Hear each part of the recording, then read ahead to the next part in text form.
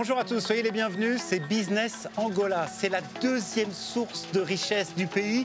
L'Angola est le 6e producteur mondial de diamants, le 3e sur le continent africain. Dans ce reportage réalisé par nos équipes, vous allez découvrir comment cette filière historique se développe, et ce malgré les défis liés au Covid. Un boom économique bien sûr, mais qui bénéficie également à la dynamique sociale et sociétale du pays. Regardez. Dans la province angolaise de Lunda Sud, le secteur du diamant est porté par des investissements d'ampleur.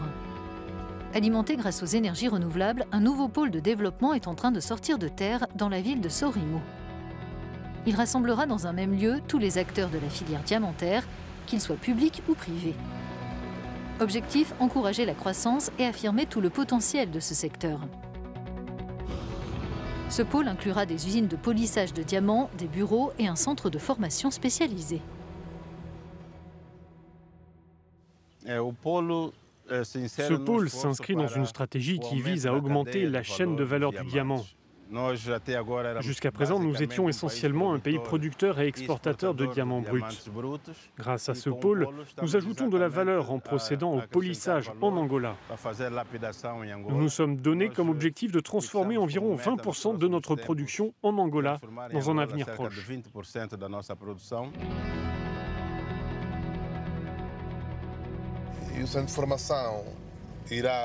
Le centre de formation proposera 11 cours en lien avec l'exploitation minière. Dans ce centre, nous aurons des laboratoires pour donner les cours et des équipements. Il accueillera des stagiaires internes qui seront là à plein temps.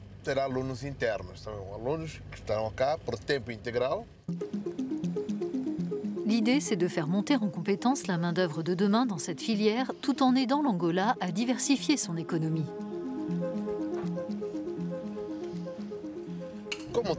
Comme son nom l'indique, c'est un pôle de développement, en particulier pour la région, mais aussi pour le pays dans son ensemble, en particulier pour sa partie orientale. C'est un pôle dont la population pourra bénéficier en termes d'accès à l'emploi. Les jeunes tireront profit de leur formation technique et professionnelle, tout comme le marché de l'emploi lui-même. Wilson Kambunji en bénéficie déjà. Il travaille pour l'entreprise d'énergie solaire qui est en train d'équiper le site du pôle. Ce travail signifie beaucoup pour moi, parce que c'est le premier emploi de ma vie où je travaille comme ça avec des collègues. Ce travail signifie beaucoup, et j'apprends beaucoup de choses que je ne connaissais pas.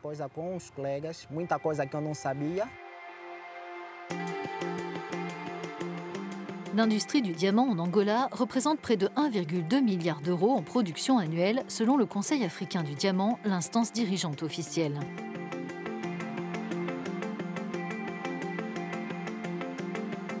La mine de diamants de Sumiluana est exploitée depuis plus d'une décennie. Pour ceux qui travaillent ici, comme Dionysia, l'importance croissante de ce secteur est un moteur. Ce qu'on constate ces temps-ci, c'est que les femmes prennent le relais dans l'industrie minière. J'aime ce métier, je m'investis pleinement jusqu'à ce que le travail soit fait.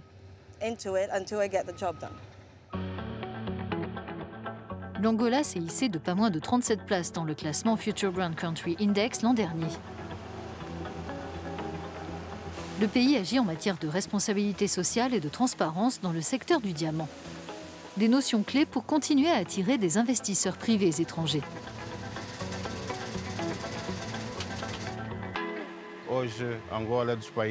Aujourd'hui, l'Angola est l'un des pays qui a le plus grand potentiel dans l'extraction de diamants en raison de ses gisements.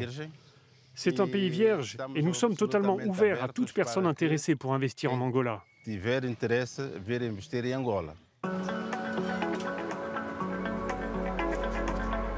Voilà pour cet épisode de Business Angola. Tous nos autres reportages, Business Angola, mais aussi Explore Angola, Voices of Angola et Global Angola, sur la page spéciale sur notre site euronews.com et bien sûr sur nos réseaux sociaux. Merci d'avoir été avec nous et à très bientôt.